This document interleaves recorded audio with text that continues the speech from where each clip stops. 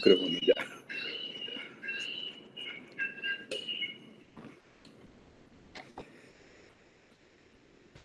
Listo, buenos días a todos.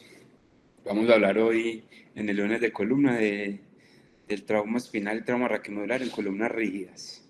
Vamos a ilustrar, vamos a empezar con un casito. A una institución de la ciudad llegó un paciente masculino, 78 años de edad. Con antecedentes de importancia, el paciente tenía una esquizofrenia paranoide, ella venía como con declinación en la clase funcional, como a veces postraba en cama, era una anciana muy frágil, ¿cierto? Lo traen porque sufre una caída de su propia altura y el ingreso solamente fue un TEC leve, ¿cierto? Entonces al principio le hicieron un ataque en urgencias que estaba normal, entonces lo enfocaron básicamente primero con medicina interna y neurología, también porque tenía síntomas demenciales y todo ese deterioro en la clase funcional. Pasaron los días y se dieron cuenta que el paciente en realidad tenía una cuadriparesia progresiva de predominio en miembros superiores. Entonces ahí neurología vio, entonces empezó a sospechar, no, el paciente posiblemente tenga un síndrome centromedular por las características de la progresión del déficit, entonces le ordenaron una resonancia. Hasta ahora no habían llamado neurocirugía. Estos fueron los hallazgos en la resonancia. Teníamos un paciente con un canal estrecho, con algunas áreas de mielopatía, ¿cierto? Acá en los cortes axiales es más claro, pues, la estenosis del canal. Entonces, entre los hallazgos en resonancia, nos llamaron a neurocirugía y encontramos un paciente con un fraco síndrome centromedular, con una fuerza apenas en miembros inferiores de 2/5 y en miembros superiores completamente pléjico. Entonces, como para terminar de caracterizar el cuadro clínico y todo este caso, se le solicitó un ataque de columna cervical que mostró estos hallazgos, una columna con unos cambios degenerativos muy marcados, con unos puentes óseos intervertebrales, con esclerosis en los platillos terminales, con osificación tanto de los ligamentos longitudinal anterior y posterior. Y aquí no puse las medidas, pero también se estaba configurando un canal cervical estrecho congénito. Acá en los cortes coronales también se ve toda la formación de puentes óseos laterales, que ahorita vamos a ver entonces a qué patología corresponde. Entonces, y al final vamos a ver la resolución del caso. Entonces, la espondilitis anquilosante y el DIS, que es la hiperostosis difusa idiopática, son casos de anquilosis, o sea, de una columna rígida. Una columna rígida que está más susceptible a fracturas porque, como vamos a ver ahorita, también se asocia mucho a la osteoporosis. Y es muy importante tener esto en cuenta, y es que la anquilosis, o sea, una columna rígida, tiene un OR hasta de 7.7 para sufrir una fractura vertebral. Y aunque ambas llevan a la anquilosis, o sea, tanto la espondilitis anquilosante como el DIS, son entidades diferentes, pero vamos a ver ahorita que biomecánicamente son iguales, pero vamos a tener unas particularidades en cada enfermedad. Y es que el DIS es una calcificación y osificación de los tejidos blandos, principalmente de ligamentos y de las entesis pues, que tenemos en la columna. Esta etiología es conocida, ¿cierto? No conocemos bien por qué se da esta enfermedad, pero se asocia a algunos desórdenes metabólicos como la obesidad, la resistencia a la insulina, la diabetes. El compromiso del DIS entonces involucra lo que es todo lo que es el ligamento longitudinal anterior y en menor medida lo que es el anillo fibroso y los otros tejidos blandos paravertebrales, ¿cierto? Y se encuentra más frecuente en la columna torácica media-baja. Entonces acá vemos una placa de tórax, una placa de columna simple donde se ve la osificación del ligamento longitudinal anterior y algo muy importante es que en casi todos los DIS va a haber preservación de los espacios intervertebrales. Entonces acá vemos, por ejemplo, una osificación grave de toda la columna y de todo el ligamento longitudinal anterior. Acá en la columna lumbar vemos también cómo se forman esos puentes óseos por esa osificación que hay. Y obviamente en las proyecciones de pelvis, ver cómo se respeta la articulación sacroiliaca, que es uno de los criterios para diferenciar DIS de espondilitis anquilosante. Entonces, aparte, en el DIS, aparte del ligamento longitudinal anterior, también puede haber osificación del ligamento amarillo, el interespinoso y el supraespinoso, y eso puede condicionar a un canal estrecho, predisponiendo a los pacientes en traumas cervicales, por ejemplo, a tener un síndrome centromedular. Y el DIS, con el tiempo, al igual que la espondilitis anquilosante, también puede llegar a la limitación de la columna, de la movilidad y a anormalidades posturales. En la otra parte tenemos la espondilitis anquilosante, que es un desorden inflamatorio del esqueleto axial, o sea, hay una fisiopatología de citoquinas inflamatorias y de autoinmunidad, algo crónico. Hay compromiso de articulaciones sacroiliacas, oncovertebrales, de las facetas y de las articulaciones costovertebrales, como las costotransversas, pero que es algo inflamatorio. Entonces, por eso tiene relación con el HLA-B27.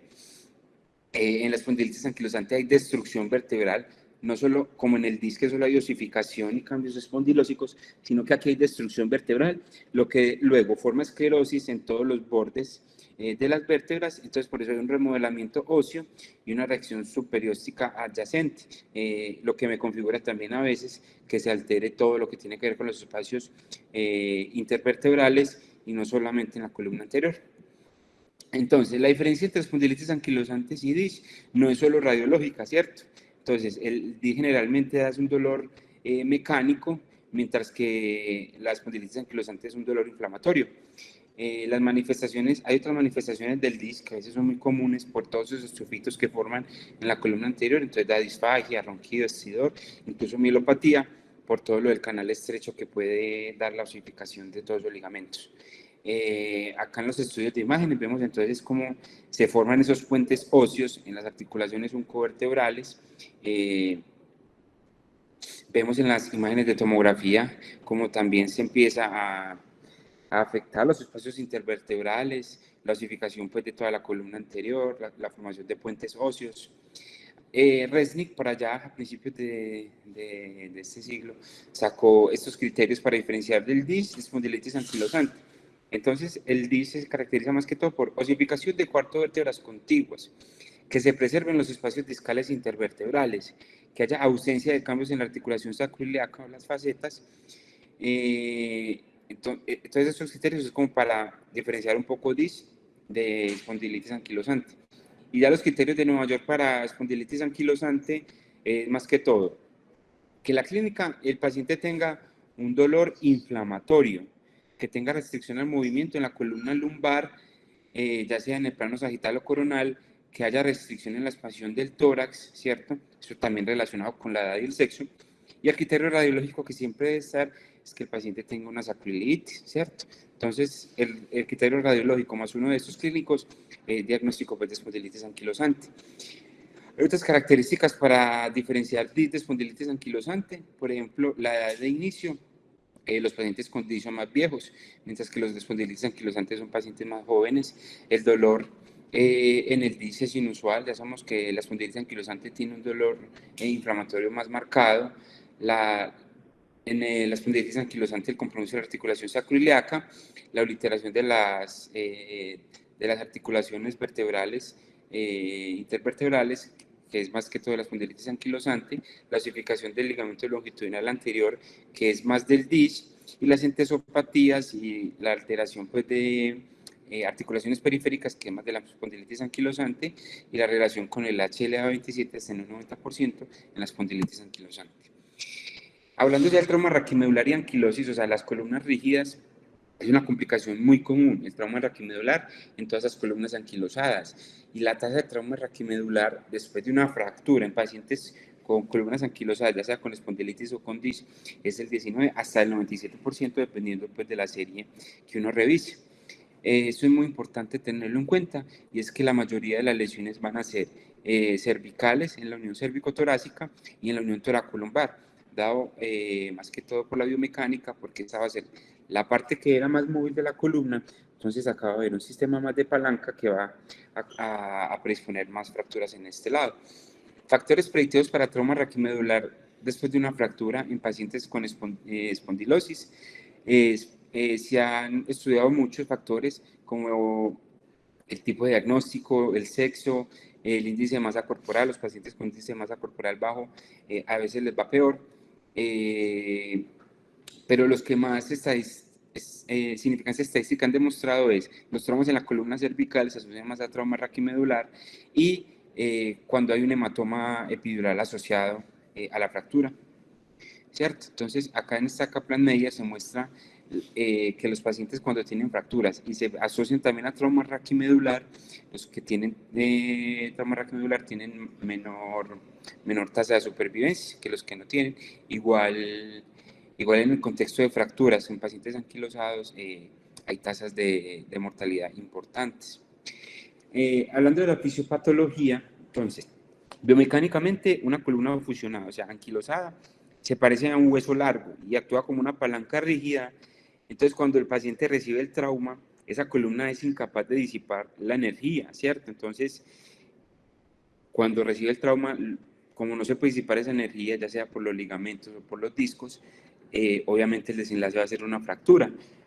Y también a eso se le asocia que los pacientes con anquilosis, la mayoría tienen osteoporosis.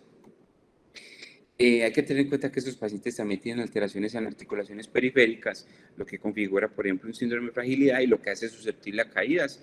Y obviamente, pues aquí presenten estos tipos de trauma.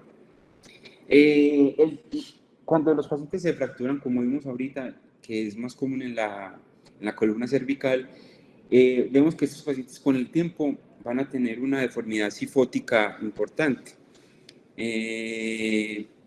Entonces, como tiene una deformidad cifótica importante, cuando esos pacientes caen de frente, caen de bruces, entonces como están cifóticos, el mecanismo principal del trauma, como lo va a recibir el suelo, lo recibe básicamente la frente, entonces el mecanismo del trauma va a ser en hiperextensión, ¿cierto? Configurando más que todo, como vimos en nuestro caso, puede tener una fractura tipo B3, que se afecta pues la columna anterior por el mecanismo de hiperextensión, que es una fractura muy inestable. Entonces, ¿qué factores de riesgo están asociados a fracturas vertebrales en pacientes con anquilosis?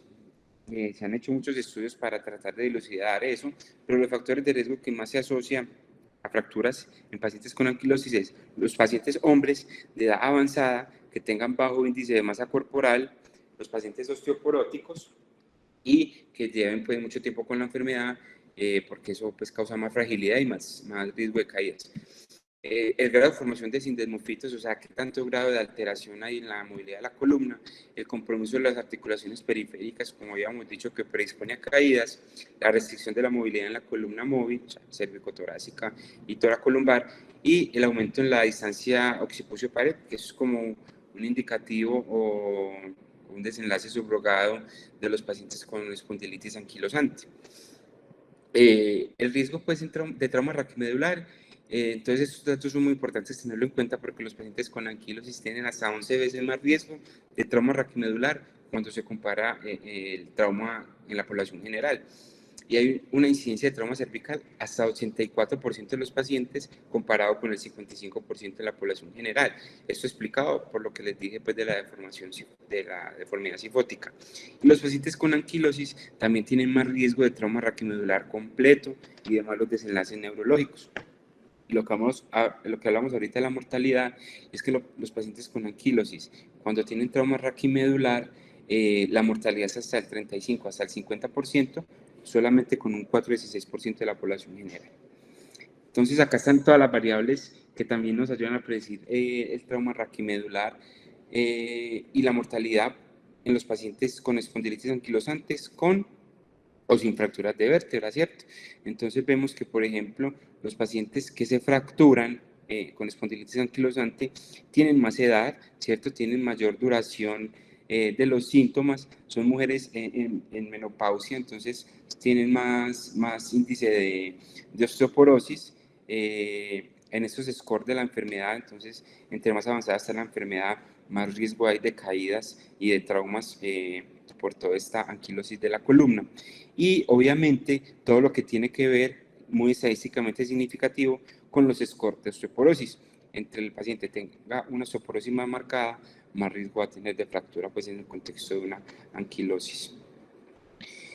Entonces, en los estudios de imágenes vemos cómo hay osificación de toda y los puentes óseos que forman el ligamento longitudinal anterior, fracturas que son muy inestables. O sea, esos pacientes, a diferencia de la población general, la forma de presentación de las fracturas son fracturas inestables. La marcada osteoporosis que presentan estos pacientes los empeora pues más el caso y obviamente el tratamiento.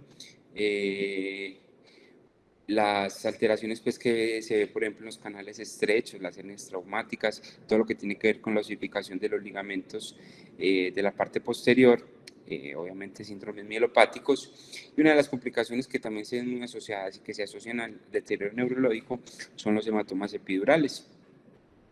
Entonces, teniendo en cuenta todo esto, qué tantas comorbilidades tiene el paciente, teniendo en cuenta la osteoporosis, la fragilidad, la edad de todos estos pacientes, hay que hacer un enfoque de tratamiento muy, muy juicioso y teniendo en cuenta pues, varias cosas para definir, por ejemplo, la vía de abordaje quirúrgico.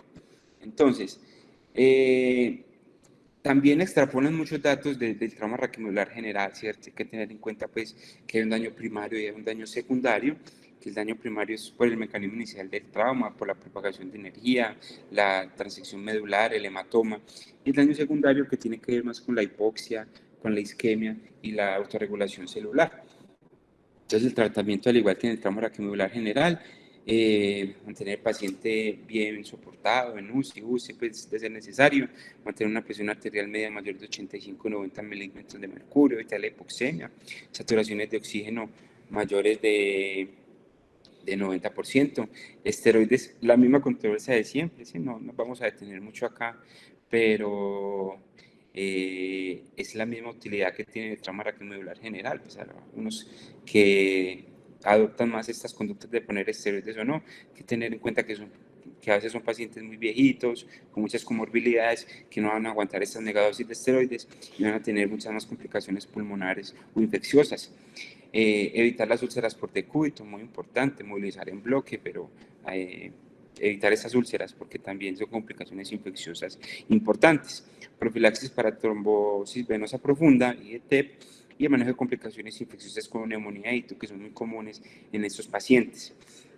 Entonces este estudio, por allá del 2013, vio como todos los desenlaces clínicos en todos esos pacientes con anquilosis después de una fractura, ¿cierto? Cuando se comparaba con controles, o sea, con fracturas en pacientes que no tuvieran anquilosis, o sea, y generalmente en pacientes con anquilosis siempre se recomienda el manejo quirúrgico. ¿Por qué?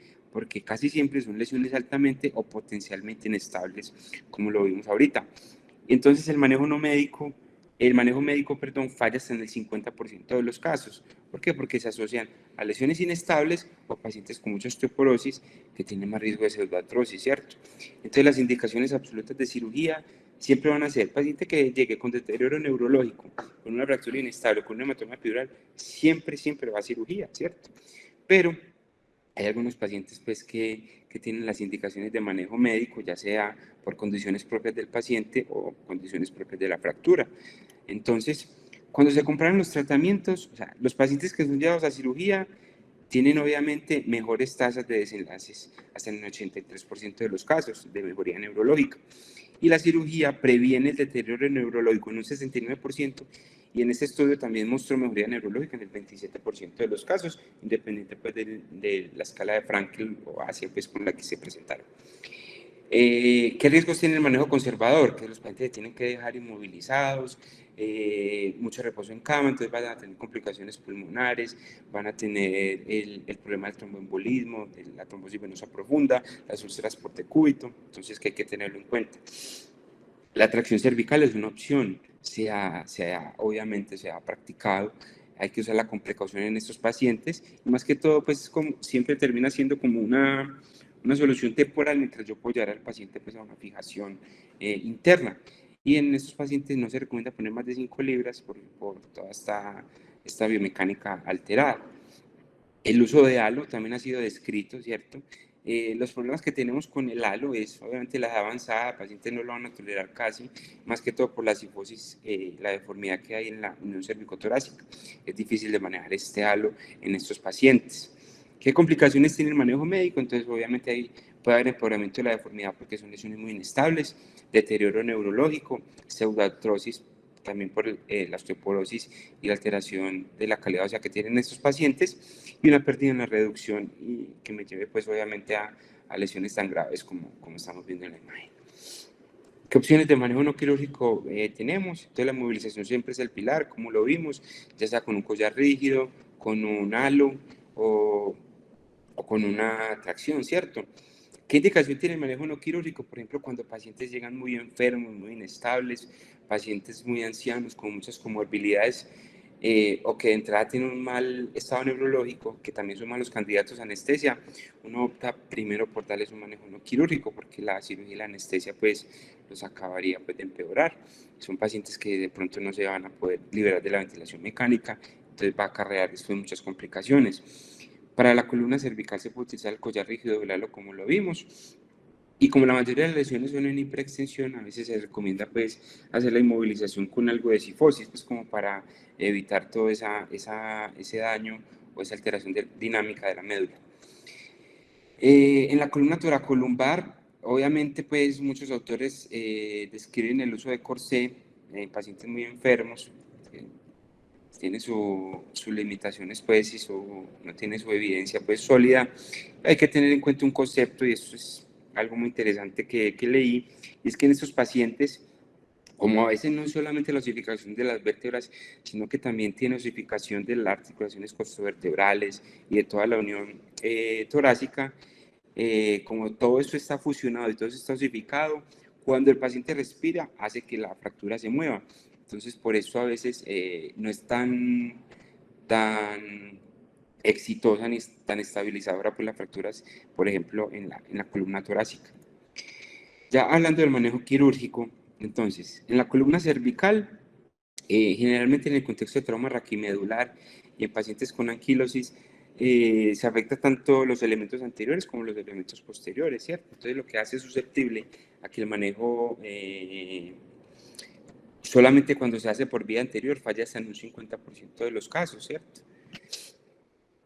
Porque la vía posterior, como también me ayuda a restablecer toda esa parte de los elementos posteriores y a tener más un soporte de esa columna posterior, es un abordaje pues más aceptado y que se ha utilizado pues más para la estabilización de la columna subaxial más que todo.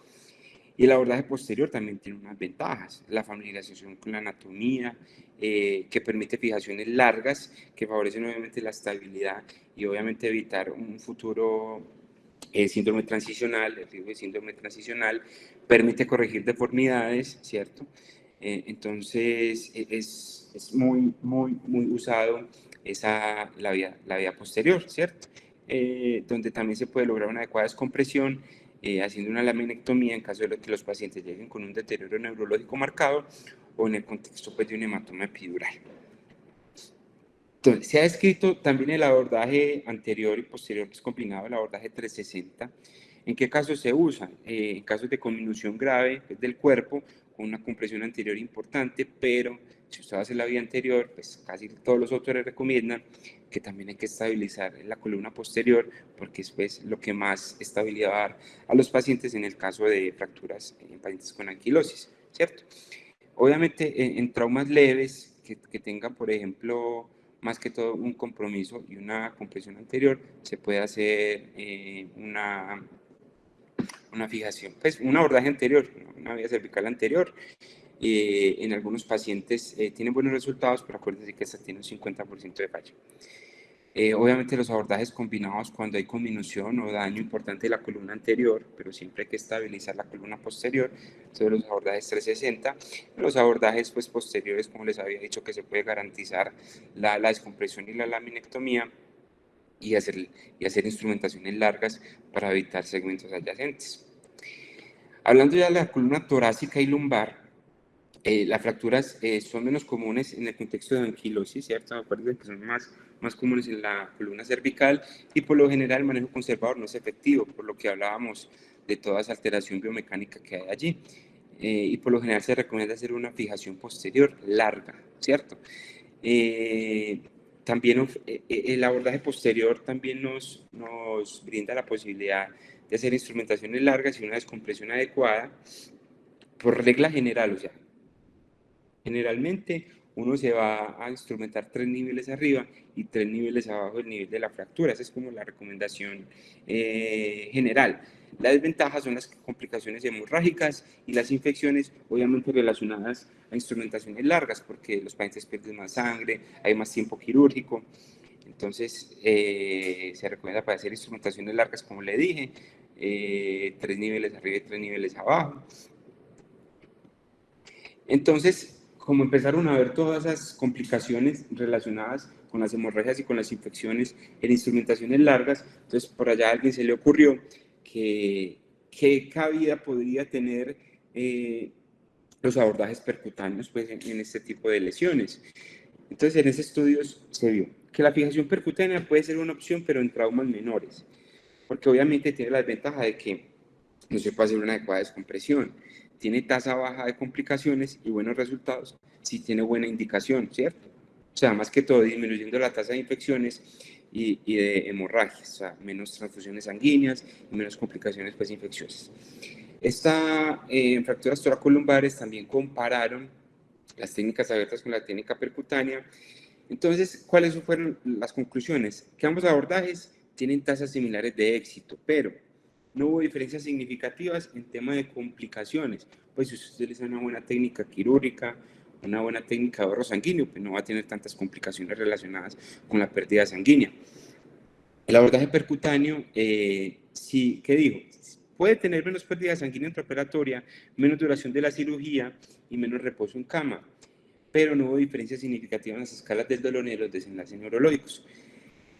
Ellos dicen que, por ejemplo, usted puede solucionar lo de las descompresiones, que usted, como tiene que hacer una fijación larga, pues hace la mayoría de la instrumentación arriba y abajo de manera percutánea. Y en el nivel de la fractura, usted puede hacer la descompresión solamente ahí en el foco con una incisión aproximadamente de 5 centímetros y no hacer pues toda la incisión en línea media.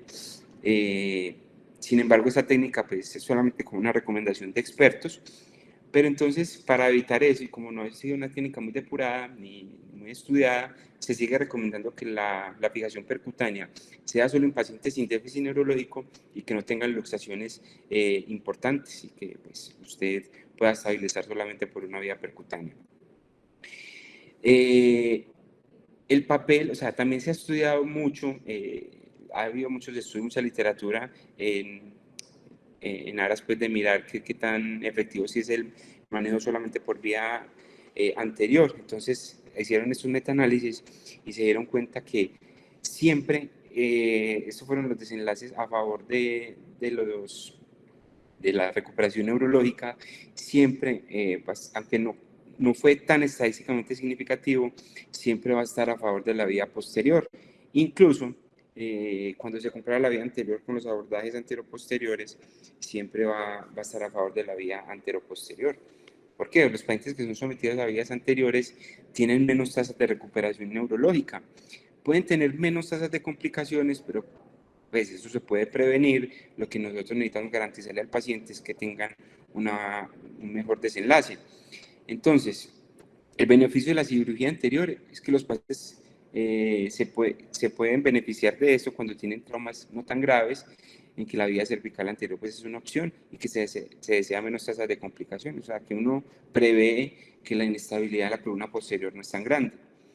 Pero se dieron cuenta que obviamente cuando se comparan los abordajes 360 con los abordajes posteriores solo o con los abordajes anteriores solo, en términos de desenlaces neurológicos, los pacientes que muestran más mejoría son los pacientes que van a un abordaje combinado, o sea, los que se les hace 360, mientras que los que van solamente a abordaje anterior tienen más riesgo de deterioro neurológico, entonces hay que tenerlo en cuenta.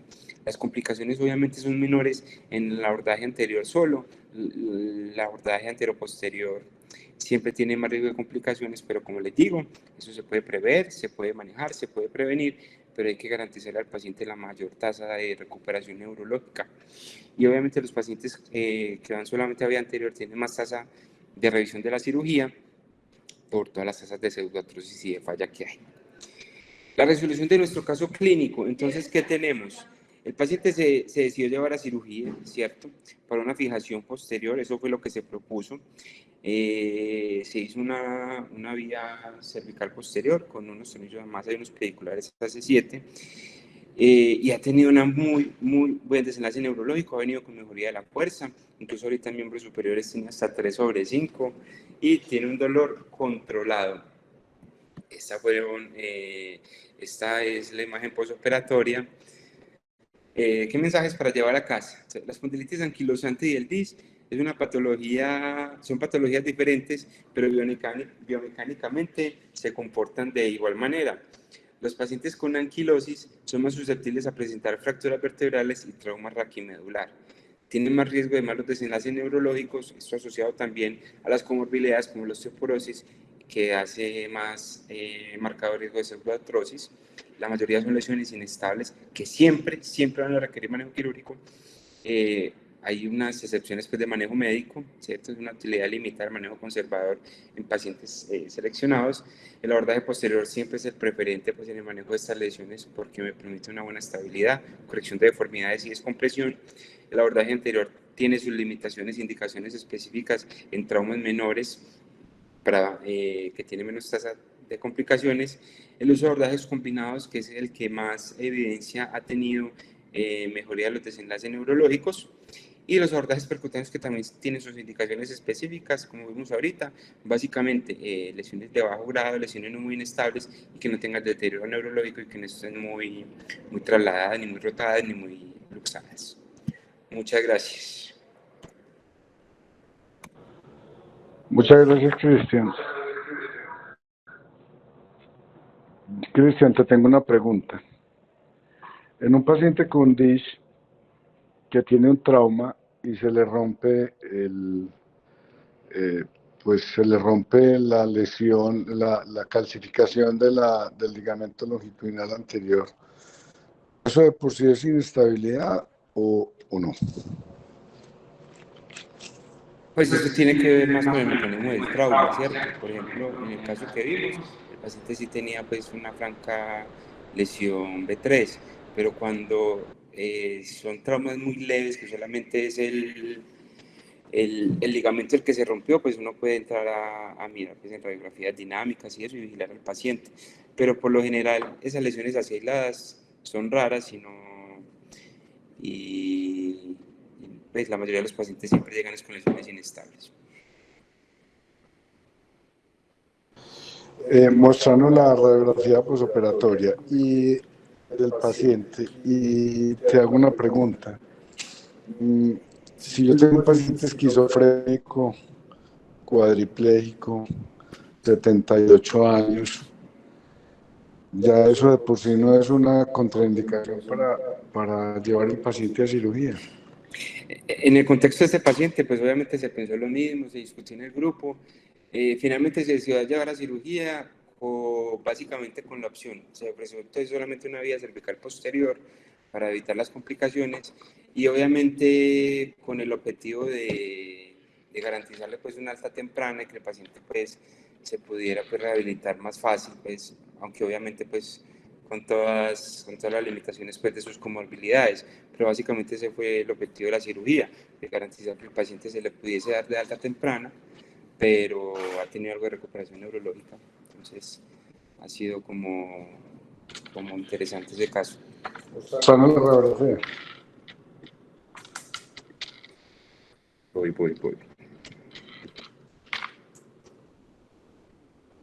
Ahí está. Le pregunto al doctor Johan, ¿qué opina de esa radiografía? Sí, buenos días. No, vemos que uno de los tornillos de C7 no quedaron pediculares y de pronto faltó un poco más la instrumentación T1, pero eso fue la biología. Sí, pues obviamente eso nos debe ilustrar pues, que es un paciente muy osteoporótico, ¿cierto? Yo hago esta pregunta porque estos pacientes conductas a hacer fusiones largas, pero estos pacientes también tienen una fusión mucho más rápida que los otros pacientes, así tengan osteoporosis. ¿O no es así, Cristian? Pues lo que yo leí era que básicamente ese paciente fue un caso excepcional, ¿cierto? Por lo que les dije. Pero se ha dicho mucho, pero la recomendación siempre es hacer fijaciones largas, pero también es una teoría válida pues, de que estos pacientes obviamente están muy osificados y obviamente pues van puede que no sea tan alto el riesgo de salvatrosis pues, en estos pacientes. Pero hay que tener en cuenta también la osteoporosis. Este paciente, pues, obviamente se le hizo diagnóstico de una osteoporosis muy marcada. Entonces, no sé qué piensa, por ejemplo, lo de Gustavo, de esos pacientes, según, pues, qué tanto extender la instrumentación. La pregunta concreta para Gustavo es, si tengo un paciente cuadripléjico, no le puedo hacer una fusión corta del nivel superior y del nivel inferior. Pues Nacho, yo creo que, a ver, a mí la impresión que me dejan los pacientes con estas enfermedades anquilosantes de la columna, tengo varias impresiones. La primera es que, independientemente pues del caso que el paciente tenía una lesión parcial, el paciente no tiene una lesión completa, y que la decisión se tomó, obviamente discutiendo el caso muy bien con la familia, porque a pesar de que el paciente tenía como su enfermedad psiquiátrica, era un paciente independiente y en buenas condiciones, digamos, de sus otros sistemas, o sea, tenía una buena condición cardiovascular. Entonces, digamos que a mí la impresión que más es que son lesiones muy inestables. Yo he tenido pacientes que como vos decís, inicialmente ve uno lesiones que aparentemente parecen ser leves o entre comillas como muy inocentes, y en la hospitalización quedan cuadriplégicos porque con cualquier momento, con cualquier movimiento o digamos sin el manejo adecuado en la hospitalización, se angulan fácilmente y generan deterioros neurológicos severos. Entonces, digamos que aunque pues sí hemos operado, digamos que suficientes pacientes, pues yo creo que hemos, no sé cuántos, pero sí hemos tenido suficientes pacientes como para tener como alguna percepción del problema, me ha parecido que son lesiones altamente inestables. Con lo que decías ahora, Nacho, que si un paciente tiene únicamente se ve como roto el ligamento longitudinal anterior, pues digamos que casi siempre cuando está roto el ligamento longitudinal anterior es una lesión que se extiende al disco y con frecuencia también digamos, al ligamento amarillo que también está calcificado y a veces a los elementos posteriores.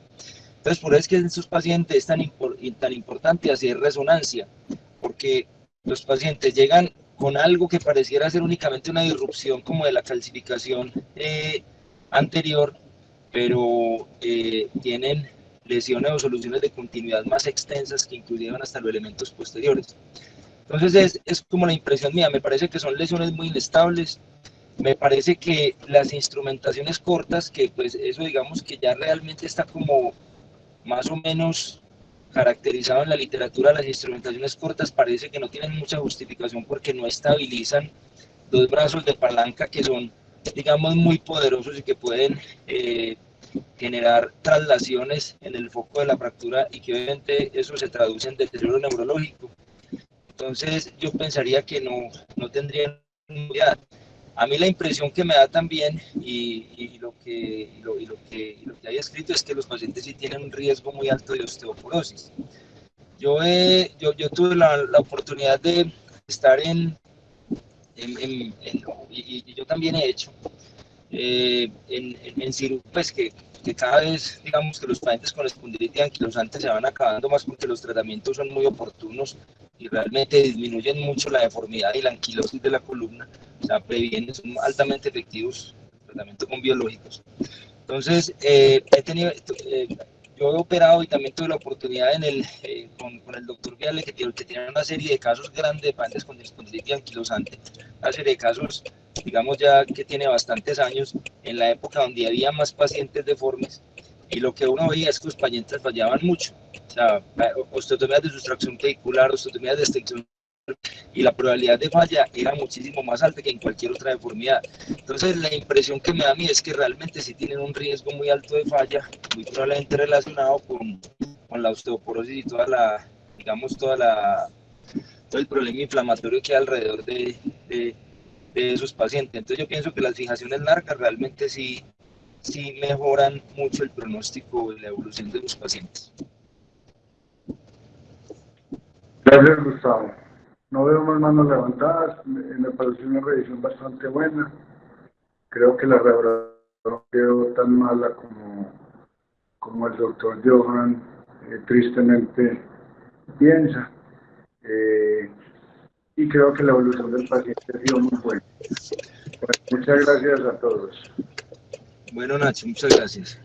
Bueno, feliz día. Chao.